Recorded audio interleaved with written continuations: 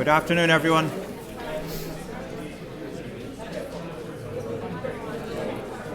Good afternoon. We're just about to start. If you'd like just to take your seats.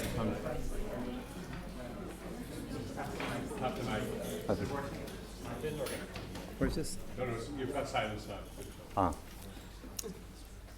Well, good afternoon, everyone.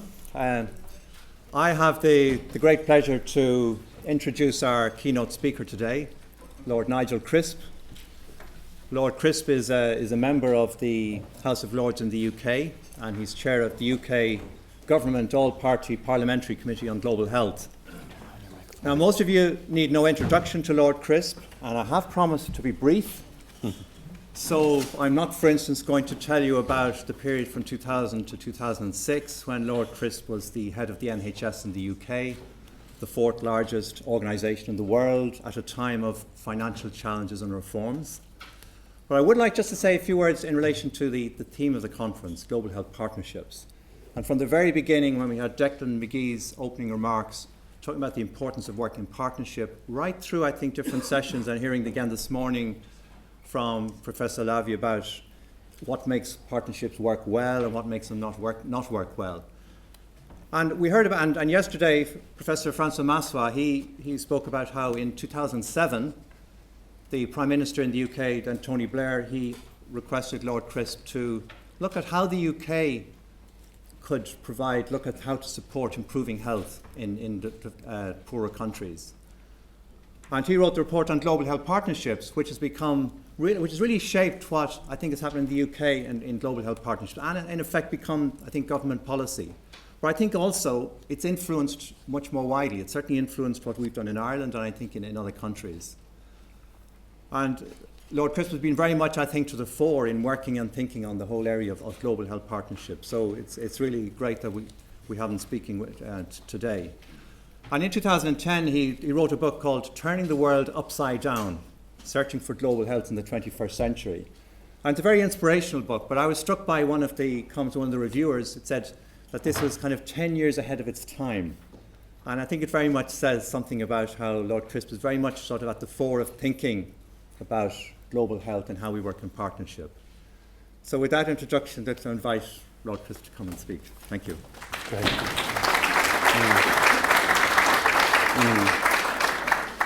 Thank you very much indeed, David, and great to be here. And I haven't actually managed to get to many sessions, but I've met a lot of people and enjoyed a splendid dinner last night and your hospitality. And indeed, whenever I'm working around the world, the Brits and the Irish do seem to run into each other, and we seem to be on the same side of the arguments about how you do development and so on, which is great.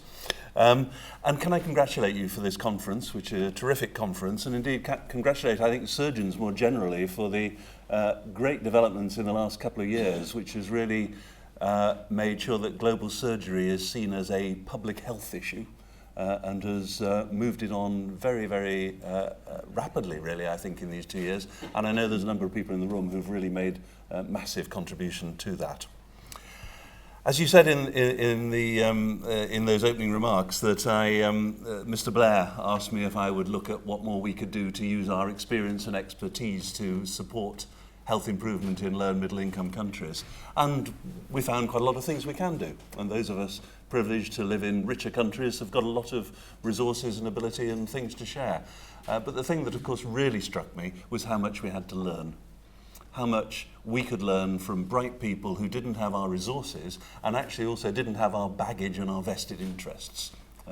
And could do things differently, and we see an awful lot of innovation. And clearly I'm going to pick up some of that in a talk which is headed Turning the World Upside Down, but is also partnerships, mutual learning and co-development. And that's the sort of theme that I'm going to be talking about. My plan is to probably talk for about 25 minutes and then have sort of 15 minutes for question or discussion, or you can have an early lunch. Or whatever suits. So that's the plan. And I'm going to start, of course, by reminding us, not that we really need it, but reminding us what significant differences there are between our experience here in the West, in richer countries and elsewhere. This is child mortality rate, as you can see, per 1,000 live births from 1960 to 2012 by region. And you can see everyone is coming down. Massive improvements, really significant improvements. But the top line is Africa.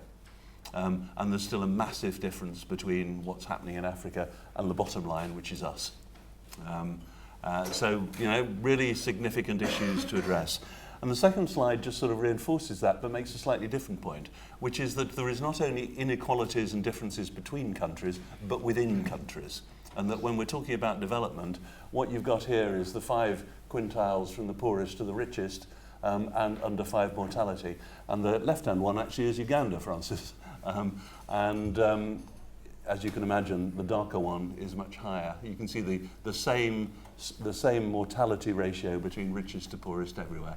And that's a reminder, again, of the fact that actually, when we talk about development now, we know that it's not just about talking about richer and poorer countries, it's actually talking about what's happening within countries, and that some middle-income countries have got massive levels of poverty, massive levels of inequality, massive levels of need.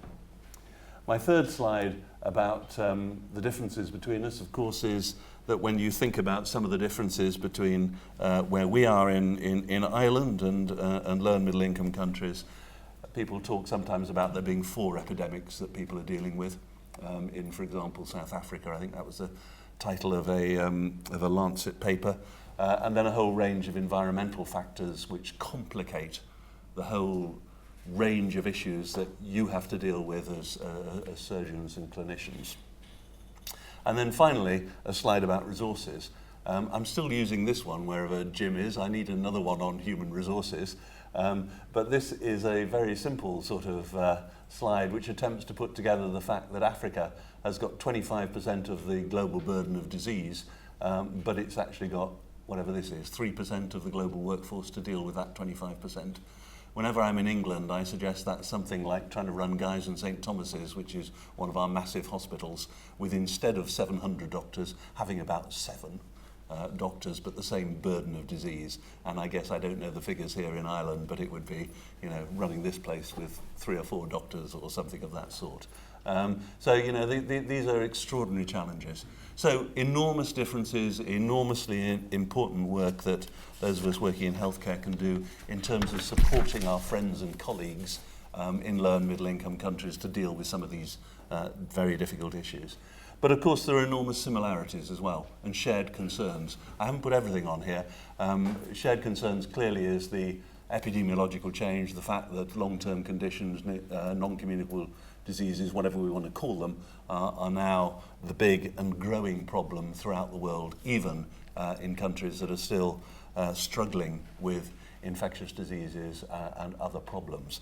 On top of that, I could have added the other shared concerns of things like antimicrobial resistance, the resurgent infectious diseases like multiple resistant TB, and of course Ebola and other things, migration and climate change. We have a huge range of shared concerns as well as those differences I've talked about.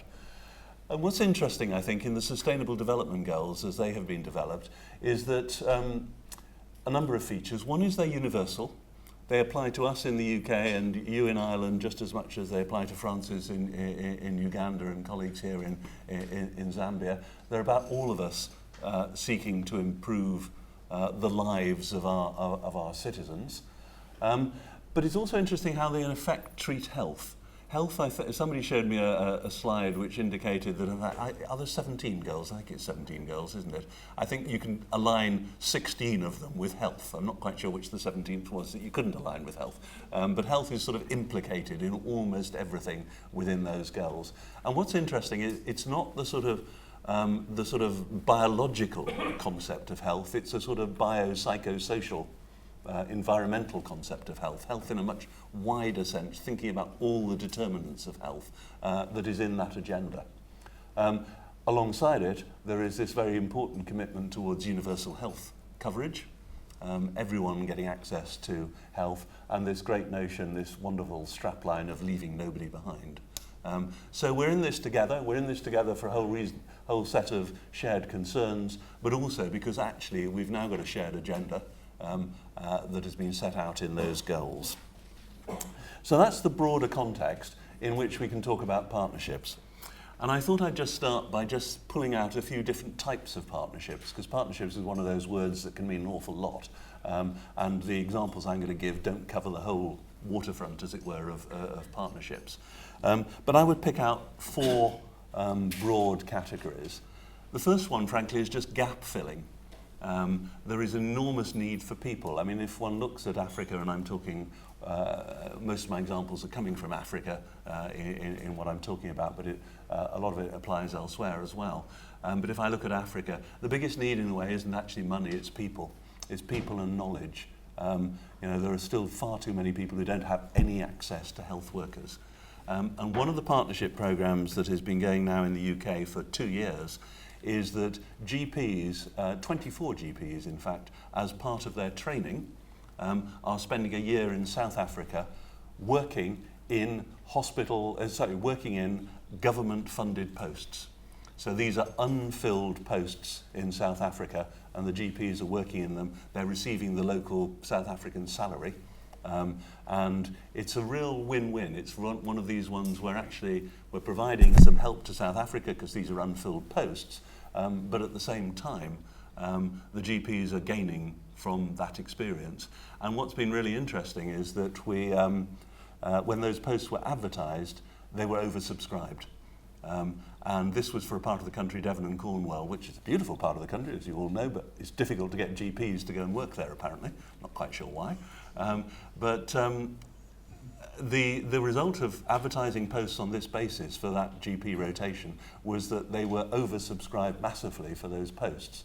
So actually there's a knock-on win to the UK of people doing this training are then actually going to be going and working in Devon and Cornwall, which is where we've got a big shortage of GPs at the moment.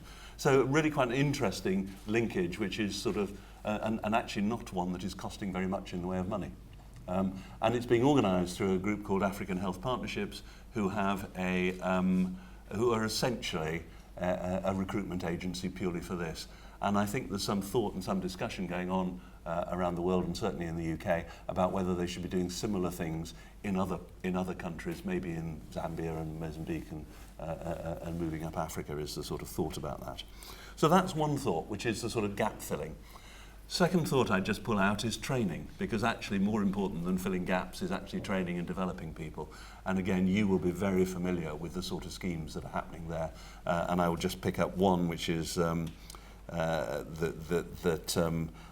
is actually in Uganda, which is an example of training anaesthetic clinical officers to work in obstetrics.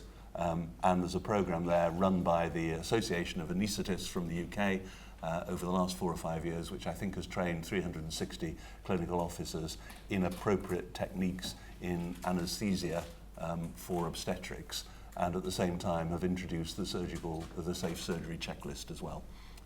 So a big training programme that's going on there, and there'll be many, many of those examples, many of which you will be involved in. The third area is the area of using particular expertise, because health services isn't just about doctors and nurses and training people. It's actually about the deep expertise it takes to run a health system.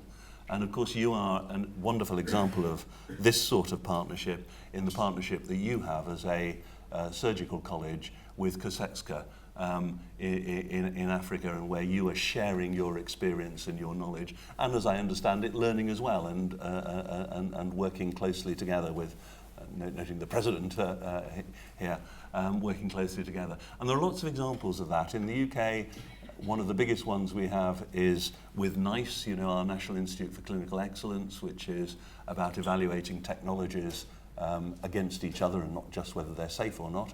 And that has been requested in something like 95 countries, or something slightly over 100 countries now, have actually asked for NICE to be involved with them.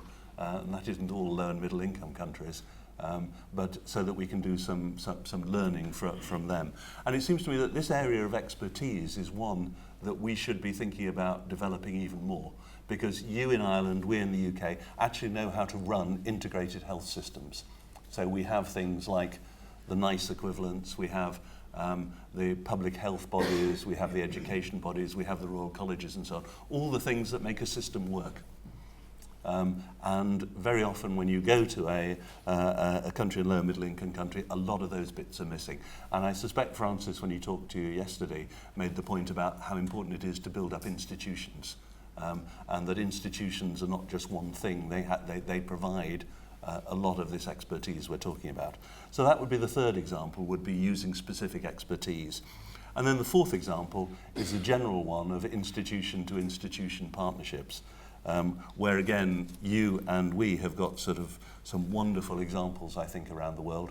And the one that I would think of immediately is Somaliland, where King's Hospital has been for the last 15 years engaged in Somaliland, and has actually helped the Somalis to to create a medical school, the first medical school in the country, and which has now actually graduated its first doctors during that period. And so you've seen an extraordinary development over 15 years with sort of great strengths in a number of different areas. And I think, again, what's interesting on that one is how much Kings feel that they have gained from it and how much they have learned.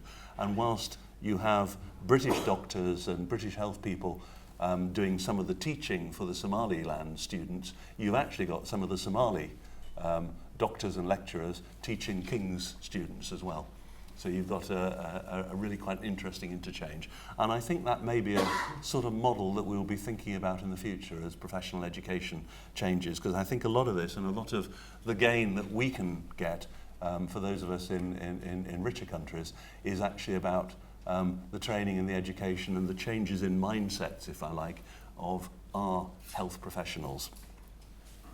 Now, we in the UK looked at these partnerships about 3 years ago through the All Party Parliamentary Group on Global Health, which was mentioned, which I co-chair with an MP.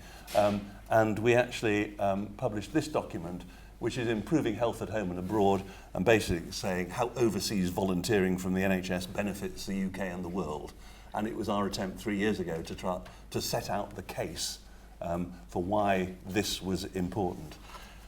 But what it actually demonstrated was that there's a lot of interesting things going on, but it's quite piecemeal. Some of these things are really quite small, and they're not integrated, and you will all have seen, I suspect, in countries that you've gone to that one particular hospital is working with UTH in Zambia today. Next week it's going to be the French. The following week it's going to be the Germans or something, and all we foreigners are coming in and not being terribly well coordinated or coordinating by the country itself or by ourselves in terms of the sort of action and the impact that we can have, and how important that is. And so we talked in that about what we should be doing to develop partnerships as a real strategic tool, not just nice thing to do in a whole series of areas, but really strategic as part of much bigger policy for development. Firstly, I just note that we picked out a few examples here, and there are benefits for individuals and organisations on the ground. There are lots and lots of examples of local impact where people working together have had an impact on some of the examples I've talked about. There are examples of national impact, so benefits for whole countries. What we've tried to do in Zambia is to get the 75 British organisations that are working there to liaise together, so at least they know when each other is going to be in country, that they are able to share information about what they're doing. We as the Zambia-UK Alliance tend to have 2 conferences a year. One conference in the UK where we invite the Zambian Minister of Health or the Permanent Secretary to come and talk to the Brits who are going to work in Zambia to make sure that we Brits understand what their priorities are, where the gaps are. And he will try and steer us away from all working in Lusaka to send us into more rural areas or wherever. And the other conference we have, roughly speaking, every other year, is a conference in Zambia with our partners there on a particular topic. And I remember one which was on maternal health, maternal and child health. And we'd invited Americans and others to join us. And in the room, we worked out that between us, we foreigners, and there were about 120 people in the room, that we foreigners were actually teaching or leading work on 14 different versions of protocols for maternal care. each of them, overlapping 95%, I would guess, but nevertheless, we were between us introducing 14 different ways of doing things, which wasn't exactly helpful to the Zambians. So, there's an awful lot to do in terms of trying to link things up. So at a national level, we've been trying to do that in Zambia and also, but starting off, calling it the Zambia UK Health Workforce Alliance, hoping that over time we'll make it wider. And I'm delighted to say that on the advisory committee there is the College of Surgeons of Ireland are part of the advisory committee on that. And in due course, what needs to happen is the Zambians need to run that, and they need to be making sure that they're bringing everyone together in some kind of alliance so people do know what they're doing in country. As that permanent secretary said to me, he said, Nigel, you foreigners do a great job in our country. You probably add about 20% to my budget. If you got your act together, you could double my budget.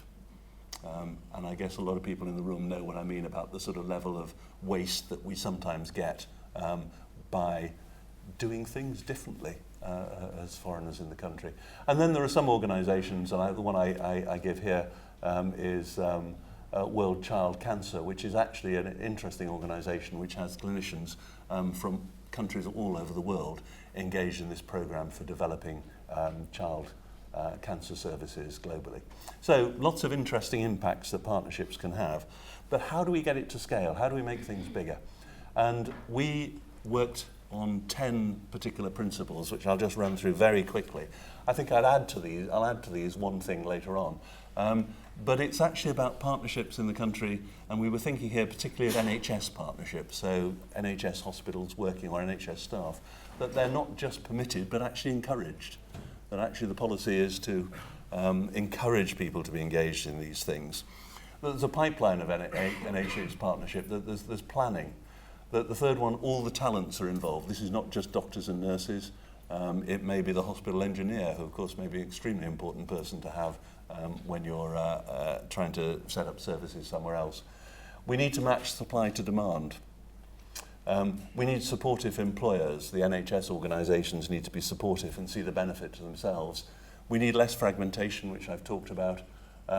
We need a system in the UK which values global health expertise, that understands that actually if you understand the populations that you're working with in Africa, that may be very helpful for the populations you're working with in the UK for all kinds of reasons. If you think about London now, 50% of the people living in London today were born abroad. And actually, if you are a GP or a surgeon working in London, anyone can walk in your door, as it were, from anywhere in the world, and some understanding of the bigger global picture seems to be worth having. The eighth point there is actually more volunteers in scaled up schemes. So we don't have quite so many little schemes, but actually we've got things much better integrated. Better trained volunteers, because poorly trained volunteers without induction and so on may actually be destructive in a country. And actually building volunteering into UK policy. So this was a set of things we produced about 3 years ago. I think funny enough, on Tuesday this week, I had a meeting with the Secretary of State for DFID, that's our UK aid, and the Minister of Health, and the head of the NHS, and about 15 senior doctors and nurses to talk precisely about how we're going to scale this up, how we're actually going to turn this sort of partnership operation, which is currently happening in the UK, into policy and into having sort of substantial impact. And one of the ways, of course, in that is to put a bit more money into the biggest problem for NHS organisations in having people volunteering on these partnership type schemes is backfilling, that when you're away, who actually is going to do your job? And we think there is justification to be using international aid money for some of that. So part of that, we think, will be part of the development that will come. We haven't actually got, as you have, a memorandum of understanding between Health and Irish Aid. We haven't actually got one of those, so I'm taking a copy back, which David gave me, to show to our ministries that other people are thinking in this way and trying to make sure that we make use of the British, in this case the Irish expertise, when you're doing development. So a lot of interesting things happening around partnerships, starting to get into policy just about in the UK, but quite a lot of things that we have to get right if we're going to do it. including making sure we've got the right volunteers, that they're trained in the right way, that they're actually, and this is probably the most important point, is probably number 4 is the most important point, that we're actually doing something that is wanted locally, and not something that we think is the answer to the problem, but that is actually from elsewhere. So let me then turn to the point about mutual learning and co-development. I said at the beginning that there was an enormous amount that we had to learn and that we could learn from other people. In the book Turning the World Upside Down, I actually listed 5 areas where I thought we could learn and gave examples. I'm not going to go through all of them by any means now. I'm going to pick up 1 or 2. I mean, one is actually about how the community works, how we engage people from the community and things, and family and women in particular. Second one is, why do we treat health so separately from education and from work? BRAC in Bangladesh is an organisation that provides an awful lot of health services, but it's not a health organisation. It also has a university, it also runs schools, it also runs empowerment programs for women, it also has the microfinance operation. And if it's actually talking or working with a woman about the health of her child, it is also able to provide her with education and maybe a microfinance loan to set up some kind of business, and you will understand how all of that actually in real life fits together, even though we separate them off into different areas. Many interesting different models of social and business enterprises out there. A linkage, a very clear linkage between public health and clinical medicine, which in a lot of the West we have separated. And an interesting point about training people for the job and not just for the profession. I'll come back to that one, which is the most challenging. If you were here yesterday, you saw this slide already, which Francis and I edited this book. And the point about this book is not only it's an excellent book, of course, but it's written by Africans. It's edited by Francis and I, but everything about health in Africa is written generally by Americans and Europeans. So this was our attempt to persuade Oxford University Press to let us publish something that was written by Africans. And you've got stories written by African leaders of 3 generations in terms of the programs they have led. Let me just mention 2 of them. I know that Francis mentioned a couple yesterday.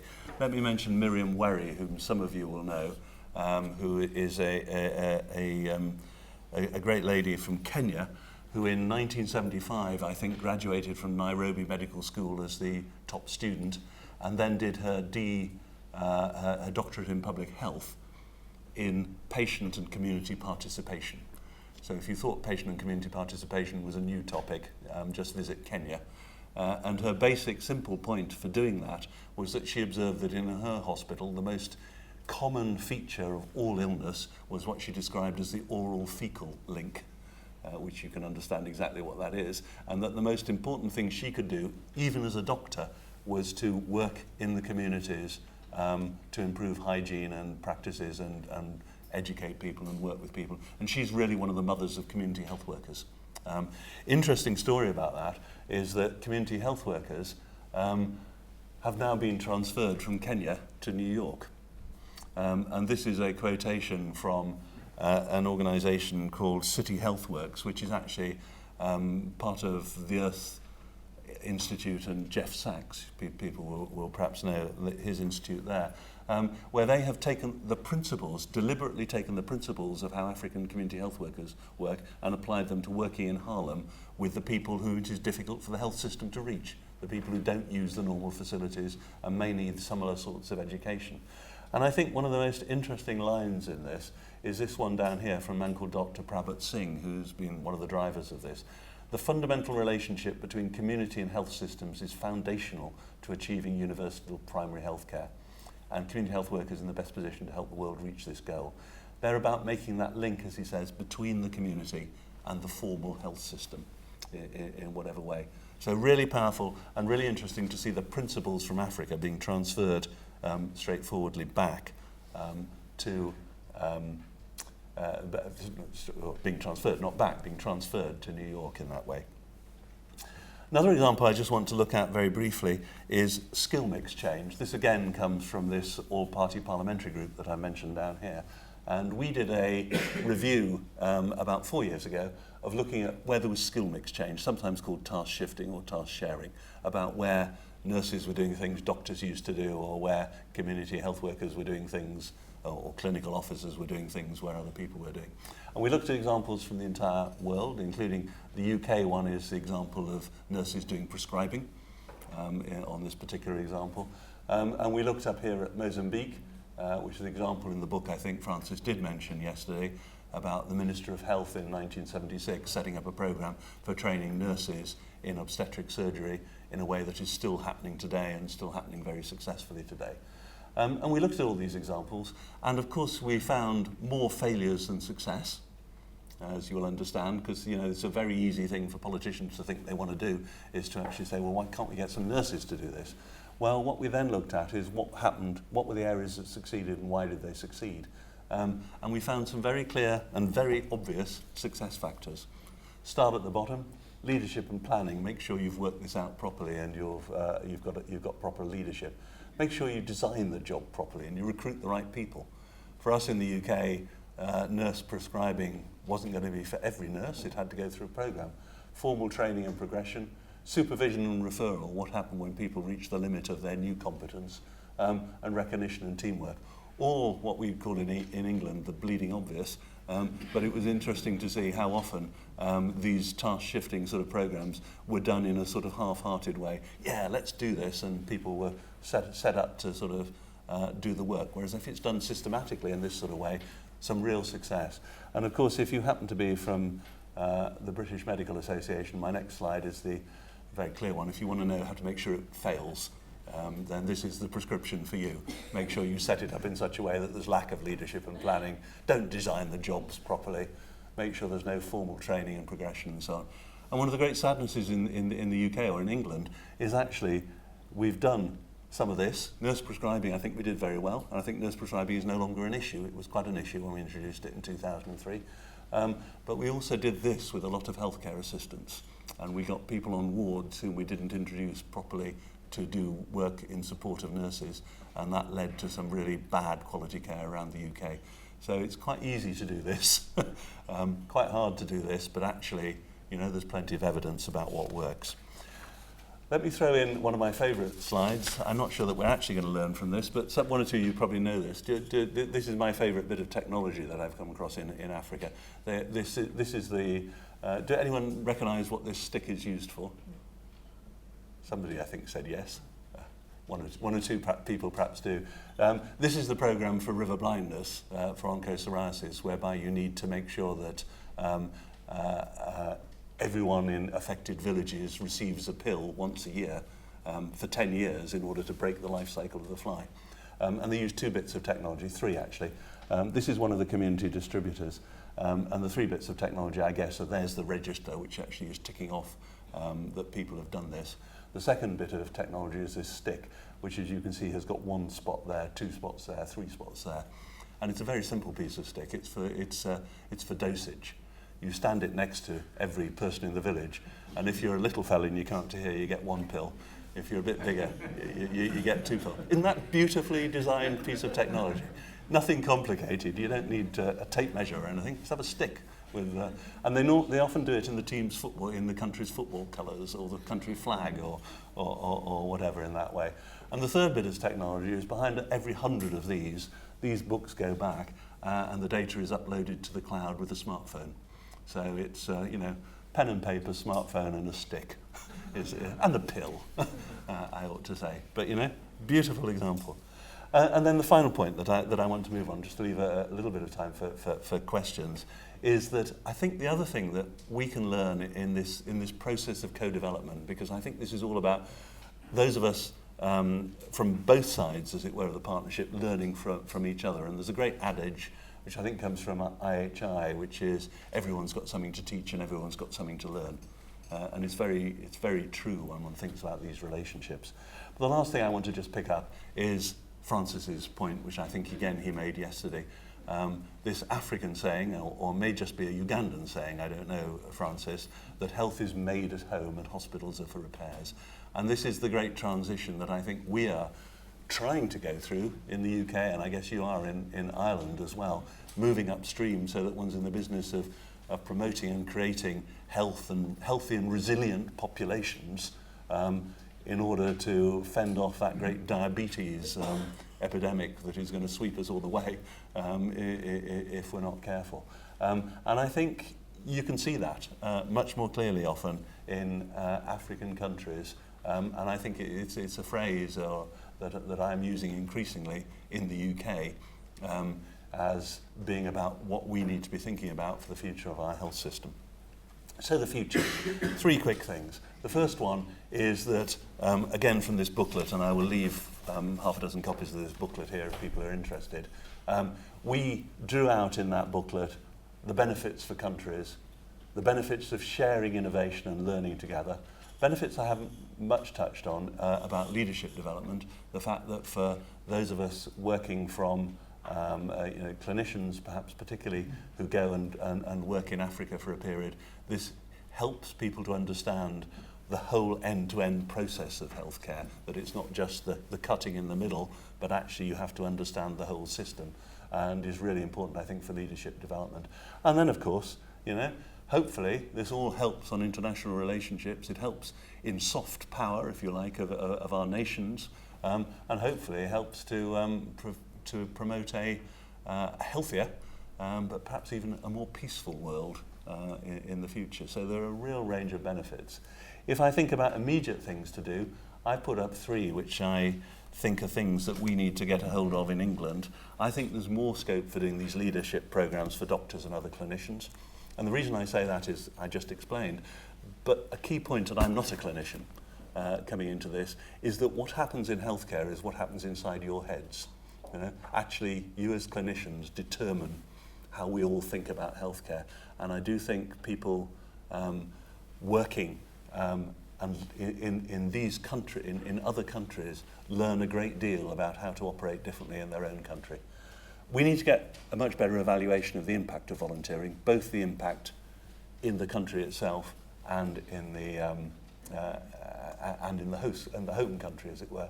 And we need to develop more of these partnerships for mutual learning and co-development. And we're in the process in the UK of trying to persuade our government to do even more. But the longer term goal, of course, is this.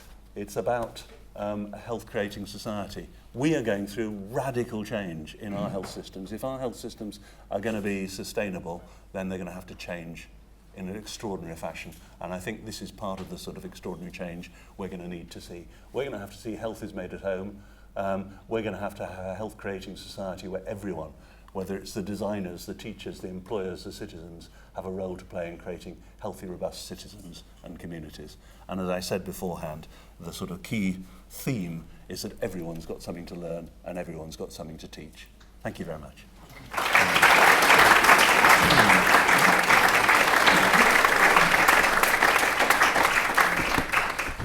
Well, thank you very much. That was really very inspiring, and I think just so much struck at the end there about to see how the level at which partnerships can impact, even the most fundamental things about health and healthcare come into partnerships, and I think you've given us an awful lot of food for thought there. So we do have time for some questions and discussions, so I'd like to open to the floor if people would like to make a comment or disagreements. Not so much a question, just a comment. I loved the coloured stick for calculating the dosage for river blindness. But in fact, we in the West have learned from that. Right. Because those of us who are involved in paediatric resuscitation use a thing called Broslow tape. Right. And you put the tape alongside a child, and whether the child comes in the blue zone or the yellow zone or the red zone, you calculate your drug doses and your resuscitation fluids and your resuscitation tubes and so on from that. So there's something that we've learned. Yeah, isn't that interesting? Isn't that interesting? Yeah, yeah. And it's that sort of thing where somebody will package that and sell it to you for 150 euro. Yeah. With regard, thank you very much, really wonderful.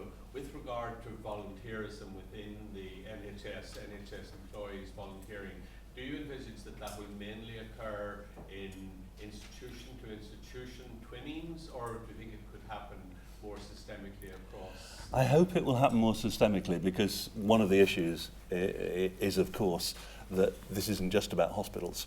and actually the bigger needs are in the community and in primary care and in public health. The institutions are the easy ones to see.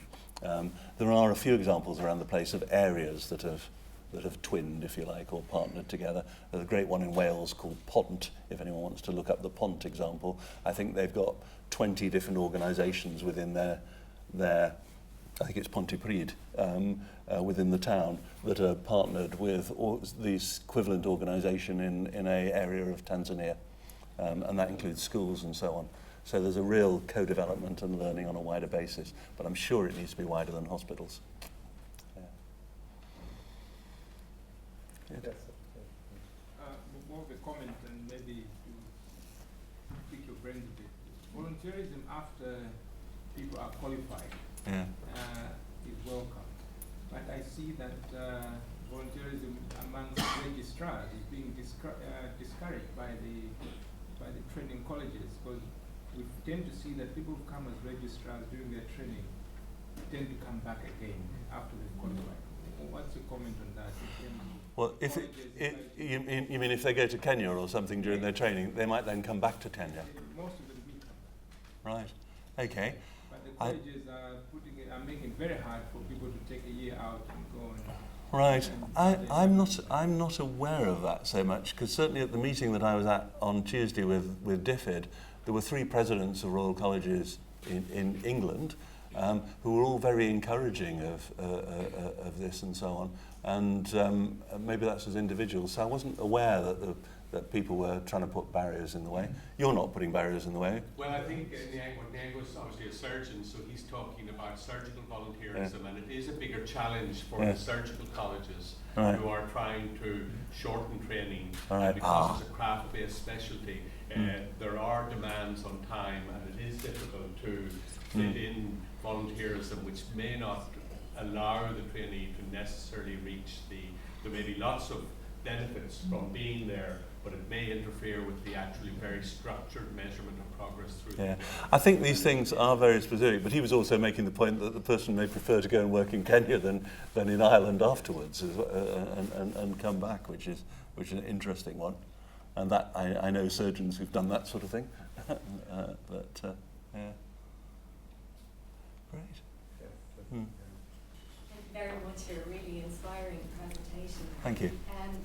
You raised yourself the need for to get a much better sense of impact, and indeed Lavi raised that earlier on about measuring the quality of the relationships, which of course is important in terms of securing funding. But I'm wondering also, what is the role of politics in that, and getting politicians involved, and of course maybe encouraging people who, in the national context, who are using the NHS or the HSE and have spent 24 hours in an A&E with a broken toe. How do you convince that person that this is something that needs to be done? Yeah, and I think that's a great question. The answer is often not easily, but the answer is also that the people who will convince people are you. Because if actually the surgeons are saying that this is a good thing to do because it actually has benefits in the longer term for us, it helps us to train our young surgeons and to keep morale up in the hospital and so on, then I think that's the way to do it. And that's certainly how politicians are influenced, by talking to people, by listening to people. And we've certainly taken 1 or 2 politicians to go and see some of these programs, because actually seeing is believing, as it were, in this sort of context.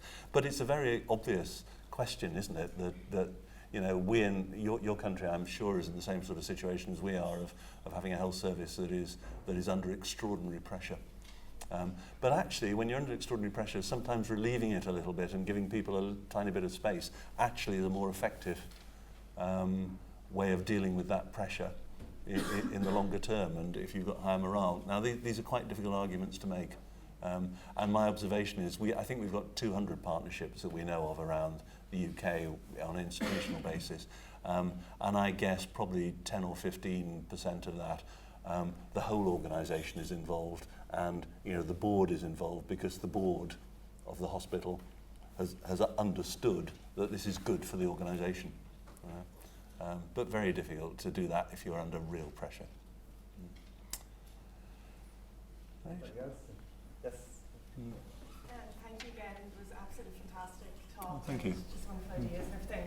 I was just wondering, it's just always fascinating to see the vast discrepancies in infant mortality worldwide and things.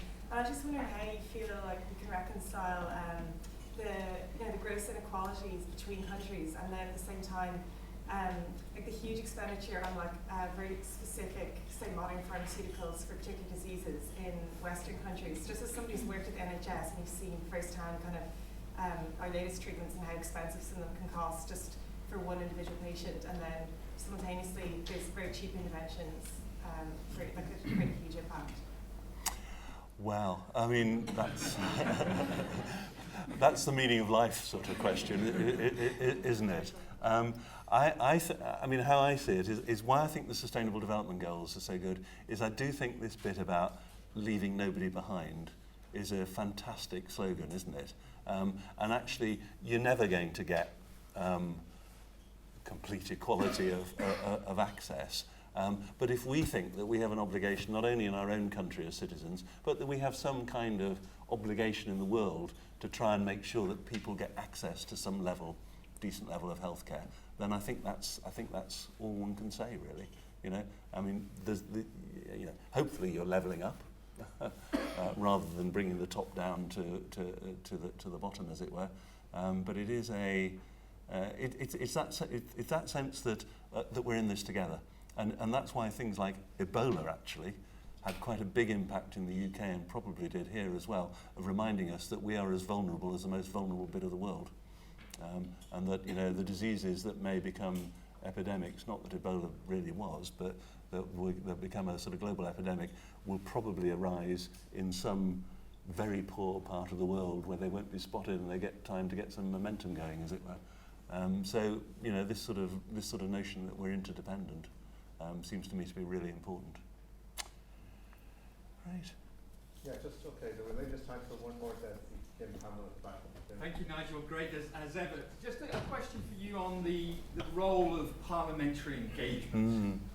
You talk very much about the volunteerism spirit, but actually what you're doing here is best evidence, best case practice in terms of the voice of Parliament having an influence on the government of the day. Where else are we seeing this, and what else could you be doing in Europe and elsewhere to get this greater voice and accountability, to bring this up to scale elsewhere? Yeah, no, that's an interesting point. I mean, this does need to engage with politicians for the reasons that were raised over here. And it is amazing, isn't it, that we have a Conservative government going through austerity in the UK, and yet we've actually achieved the 0.7% expenditure on international aid, which is sort of counterintuitive. And that's actually because certain key Conservative politicians have seen that as being really important. And the sort of inside Parliament and outside Parliament pressure is extremely helpful. One of the things we have talked about, we haven't done anything about it, is that our Parliament is part of two things, one of which you will also be part of, the Interparliamentary Union. And can we be having some of those discussions? The other ones we have, of course, in the UK, is being part of the Commonwealth Parliamentary Association. So the 53 countries of the Commonwealth, which we link in with, and indeed at the Commonwealth Ministers meeting before the WHO meeting, is a good forum for us to be able to get some of those things in. But I do think there's a really important set of issues of engagement of politicians.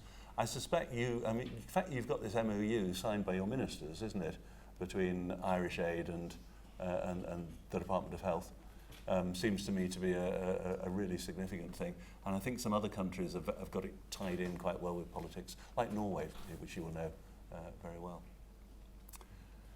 Okay, thank you very much, Anna. I think there's been a strong theme here about learning from each other, and I very much hope we can keep in touch with Absolutely. you and continue that kind of learning process. I think it's a great benefit to us, and I think the opportunity to share is really valuable. And thank you very much for coming to speak to us. No, thank you. Thank you very much. Right. Good. Good. So if I can just add my thanks to Lord Crisp for coming and really giving that wonderful talk today. Indeed, he has been most generous with his time since he arrived here yesterday, and we appreciate it very much. And we appreciate it so much that we certainly don't want to be responsible for you missing your plane. So I know that your taxi is waiting outside. So thank you very much. But before I release everyone else for lunch or welcome you all to lunch, I obviously want to also thank the very many visiting speakers that we had. We were overwhelmed really in planning this programme, that when we set out our wish list of who we wished to come to partake in this meeting, we pretty much got absolutely everyone that we wanted, and that I think has been reflected in the really high quality of the meeting over the last couple of days, and I think it has been very valuable for all of us. So I would like to thank all of the remaining speakers and indeed all the participants at the meeting without, and you'll forgive me for not naming you individually. And just before the rest of us go, and Lord Crisp, feel free to go whenever it suits you, Rory Brewer wants to retain us for another few minutes, and I think it's really very worthwhile, and that is that we had hoped at some stage during the programme to show a very short video. It's only lasts 4 minutes. And we're going to do that now. We didn't exactly get a gap in the programme over the last 2 days, which is maybe not that surprising. But the programme, the video is from Jim Campbell's Global Health Workforce Alliance, and it's a 4-minute video on the implementation of the Global Code, and it does feature Ireland's involvement in that, and we're just going to roll it now. And as soon as that's over, you can make your way up to lunch. This is working at the Coombe Women and Infants Hospital in Dublin, Ireland. He's come from Pakistan as part of an innovative scheme to give foreign doctors specialist training. When his 2-year stint here is over, he will return to Pakistan. As per my contract, I have to go back home after completing 2 years of training and get my fellowship degree and try to implement good things, positive attitudes over there in Pakistan. Ireland devised the scheme as part of its plans to implement the WHO Global Code of Practice on the international recruitment of health personnel. Since the code's adoption in 2010, what global progress has been made?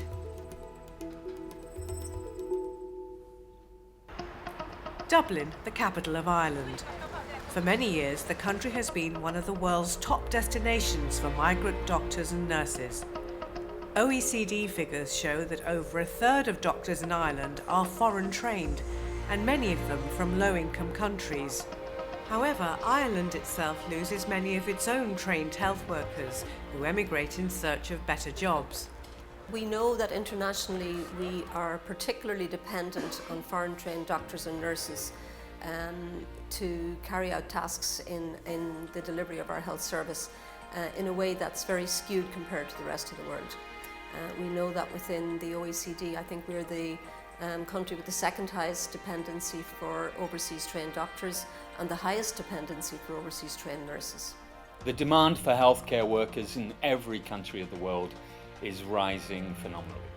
We anticipate that with the aging populations, with the emergence of non-communicable disease, that there will be a requirement for increase in the quantity, quality and relevance of the health workforce. To try and adhere to the WHO's 2010 Code of Practice, Ireland is developing plans to strengthen its domestic workforce and handle international recruitment in a more ethical manner. The International Medical Graduate Training Initiative is a 2-year programme where trainees come from the training programmes in Pakistan. While they're here, they're still registered with the college in Pakistan. Their training here is recognised by the college, so we're not prolonging their training. And then ultimately what we're hoping is that they will go back to their own country and that we're not depriving that home country, in this case Pakistan, of a really precious asset. I've learned most of the things which we only used to read in books and literature. We are practically seeing those new things, new machines, the drugs and every technology which we used to read in books. The upcoming doctors in Pakistan, as a big brother, I can tell them, that you do research and implement, good positive things. Here, most of the infections are being prevented by the hand hygiene, 5 moments of hand hygiene according to WHO. In my country, the basic problems are infections. So if we do hand hygiene and antibacterial techniques, antiseptic non-touch techniques in back home, we can prevent half of the diseases. As a single person, I will, it's very difficult to bring about the change in a region, in a country, but at least I can participate my own role. Since 2013, around 200 doctors have been trained under the Irish initiative. It aims to uphold one of the core tenets of the WHO's Global Code, that low and middle-income countries should not be deprived of health workers in order to fill gaps in the workforce in other countries. Progress has been made in Ireland and internationally, but there is considerable work still to be done. It's really important that countries adopt the code actively, and that may mean that different countries develop different policies by which they, as individual countries, enact the code. Our international training initiative is one example that could easily be adopted by other countries. I think the important thing is that there is an active approach taken at a policy level, at government level, innovative approaches which can ultimately be shared then by other countries. And that's why we're very proud of this training initiative that we have introduced, and very happy to share our learning with other countries who might find it beneficial to them. Thousands of miles away in India, nurse Regula Raj is planning to emigrate to Europe. She explains why. പുറത്തേക്ക് പോകാനുള്ള പ്രധാന കാരണം കേരളത്തിലെ കുറഞ്ഞ സാലറിയാണ്. കുറഞ്ഞ salary എന്ന് വെച്ചാൽ private ഹോസ്പിറ്റലുകളിൽ നമുക്ക് 12,000 രൂപ വരെ മാത്രമേ ശമ്പളം കിട്ടത്തുള്ളൂ. അത് വെച്ചിട്ട് നമ്മുടെ ലോണ് അതുപോലെയുള്ള കാര്യങ്ങളൊന്നും അടഞ്ഞു പോകത്തില്ല. അതുപോലെ തന്നെ നമ്മുടെ ജീവിത സാഹചര്യങ്ങളും, പിന്നെ യൂറോപ്യൻ കൺട്രീസിൽ പോയാലുള്ള പ്രയോജനം എന്ന് വെച്ചാൽ നമുക്ക് നല്ല സാലറി കിട്ടും. അവിടുത്തെ സാലറി എന്ന് വെച്ചാൽ 1.5 ലക്ഷം തൊട്ട് 2 ലക്ഷം വരെ സാലറി വാങ്ങിക്കുന്ന. Regula is one of a growing number of nurses who are migrating abroad for work. In Kerala, the trend dates back to the 1970s, with Gulf countries the favoured destination. Now the EU and America are increasingly popular. The southern Indian state of Kerala is well known for training nurses for export, and the local economy has prospered from remittances. However, communities have felt the loss of skilled staff. ജീവിത ചെലവ് കുറവാണ്. അപ്പോൾ നമുക്ക് കിട്ടുന്ന salary വെച്ചിട്ട് നന്നായിട്ട് maintain ചെയ്തു പോകാൻ പറ്റും. നാട്ടിലെ കാര്യവും നമ്മുടെ കാര്യമൊക്കെ മെയിൻറ്റെയിൻ ചെയ്ത്. In spite of the burgeoning private medical colleges across the country, India as a whole suffers from a shortage of nurses. So they are going abroad for a greener pasture, because where they are able to get I think there are instances in some of the districts, each house is having one nurse who is working abroad. They have realized the investment on nursing, which is going to pay a dividend. That's why the families, they go for the loan from the banks, nationalized banks. So the parents, they know the secret of because she is going to get a job, a good job in abroad, and she will be able to send more money. But at the same time, this has seen some negative impact. At present, there is one nurse per 1,000 population, it is estimated. So therefore, the WHO has enacted the international code of practice. The aim, to put in a nutshell, is really to have a win-win situation regarding health workforce international migration, that on the one hand considers the right of every individual to leave their own country and to migrate, but at the same time to also account for strengthening health system in countries where people tend to live, where there's a strong migration and already a weak health system. In India, there has been achievement in terms of increasing the training for medical graduates, to increase the number of doctors, nurses. I think a further step, initial efforts have already done to be sure that all the needed doctors and nurses are where they are needed, especially in rural areas. The designated national authority will help also monitoring of the code. Under the code, countries report every 3 years.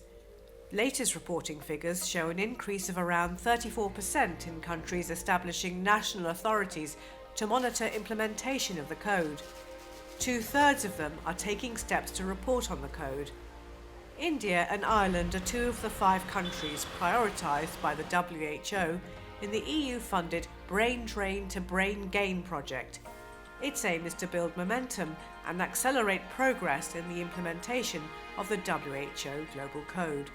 In May 2014, Member States requested the Director General of the WHO to develop and submit a global strategy on human resources for health in May 2016. In that strategy, we reaffirm and recommit to the principles and articles of the WHO Global Code of Practice. Another country taking part in the project is Uganda. Each country should maintain an ongoing health workforce information system, which enables the country to monitor on an ongoing basis who has joined training, who has left training because of retirement, who has joined service, which part of the service are they, and what are their plans to stay or leave the service. And in that way, it will then be possible to make 5-yearly plans in terms of getting the right people in the right places all the time. നല്ല salary ഉണ്ടെങ്കിൽ കേരളത്തിൽ തന്നെ work ചെയ്യാനാണ് എനിക്കിഷ്ടം. കാര്യം എന്ന് വെച്ചാൽ സ്വന്തം നാട്ടിൽ തന്നെ ജോലി ചെയ്യുന്നത് അതൊരു വേറിട്ട കാര്യം തന്നെയാണ്. You know, the streets where you have grown up, the places, you know, definitely you will miss them. But the good thing is that we can improve the things. At the end, we have to go to Pakistan and we can improve the things over there. Going forward, the World Health Organization hopes to make stories of returning doctors and nurses and strengthened health systems more commonplace.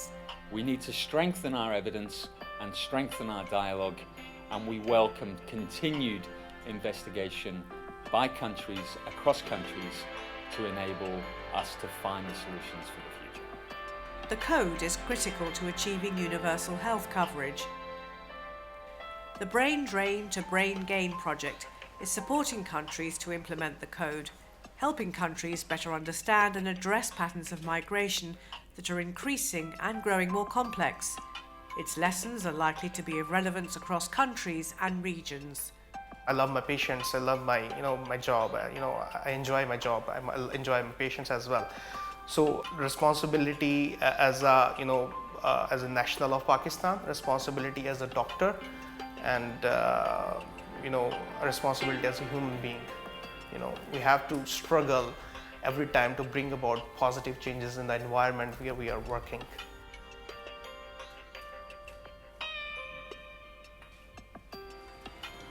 So thank you very much. I won't detain anyone any longer except to thank everyone for participating in the conference, and just that lunch is available upstairs.